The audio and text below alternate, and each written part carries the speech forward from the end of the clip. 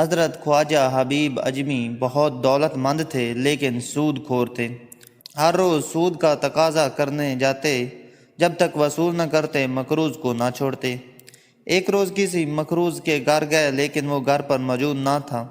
اس کی بیوی نے کہا کہ اس کے پاس قرض ادا کرنے کے لیے رقم موجود نہیں ہے، البتہ بکری ذبح کی تھی، اس کی گردن موجود ہے جو ہم نے گھر میں پکانی ہے، لیکن آپ اس عورت سے بکری کا گوشت زبردستی لے آئے اور گھر پہنچ کر بیوی سے کہا کہ یہ سود میں ملی ہے، اسے پکا لو۔ بیوی نے کہا کہ آٹا اور لکڑی بھی ختم ہے، اس کا بھی بندوبست کرو۔ آپ دوسرے قرض داروں کے پاس گئے اور یہ چیزیں بھی سود میں لے آئے۔ جب کھانا تیار ہو گیا تو کسی سوالی نے آواز دی کہ بھوکا ہوں، کچھ کھانے کو دو۔ آپ نے اندر ہی سے اس سائل کو جھڑک دیا تو سائل چلا گیا۔ جب آپ کی بیوی نے ہانڈی سے سالن نکالنا چاہا تو دیکھا کہ وہ خون ہی خون ہے۔ بیوی نے حیران ہو کر شوہر کی طرف دیکھا اور کہا کہ اپنی شرارتوں اور کنجوسی کا نتیجہ دیکھ لو۔ خواجہ حبیب اجمی نے یہ ماجرا دیکھا تو حیرت زدہ رہ گئے۔ اس واقعے نے آپ کی زندگی میں انقلاب برپا کر دیا۔ اسی وقت سابقہ بے روی سے توبہ کی اور ایک روز باہر نکلے تو راستے میں بچے کھیل رہے تھے۔ انہوں نے خواجہ صاحب کو دیکھ کر چلانا شروع کر دیا، ہٹ جاؤ حبیب، سود خور آ رہا ہے، ہم پر اس کی گرد بھی پڑ گئی تو ہم بھی ایسے ہی ہو جائیں گے۔ یہ سنا تو تڑپ اٹھے، ندامت سے سر جھکا لیا اور کہنے لگے، اے رب، بچوں تک تو نے میرا حال زہر فرما دیا۔ خواجہ حسن بصری کی خدمت میں حاضر ہو کر توبہ کی، سب قرض داروں کا قرض معاف کر دیا، اپنا سارا مال و اسباب راہ خدا میں دے ڈالا، عبادت و ذکر الہی میں مصروف ہو گئے اور سیم الدہر اور قیم للہ رہنے لگے۔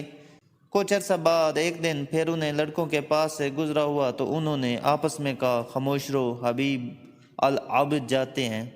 یہ سن کر آپ رونے لگے اور کہا کہ خدایا یہ سب تیری طرف سے ہے، جب اس طرح عبادت کرتے ہیں۔ ایک مدت گزر گئی تو ایک دن بیوی نے شکایت کی کہ ضرورت کیسے پوری کی جائے۔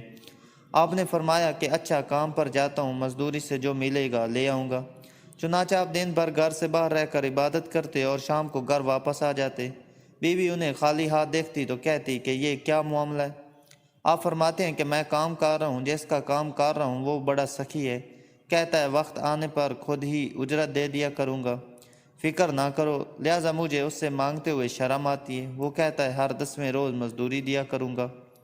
چنانچہ بیوی نے 10 دن صبر کیا۔ جب آپ 10ویں روز بھی شام کو خالی ہاتھ گھر واپس جانے لگے تو راستے میں آپ کو خیال آیا کہ آپ بیوی کو کیا جواب دوں گا۔